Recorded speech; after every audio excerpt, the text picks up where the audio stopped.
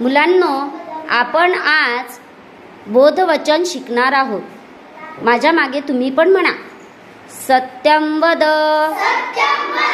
खरे बोल, धर्मं चर, धर्माचे आचरण कर,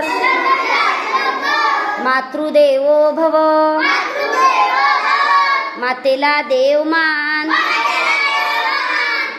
पितृदेवो भव, वडिलांना देव मान, आचार्य देवो भव, आचार्यांना देव मान, अतिथी देवो भव, अतिथींना देव मान, स्वाध्यायमा प्रमदा, स्वाध्याय करण्यात चुकू नको, श्रद्धया देयम, श्रद्धेने दान करावे. देव मानणे म्हणजे आज्ञा पाळणे.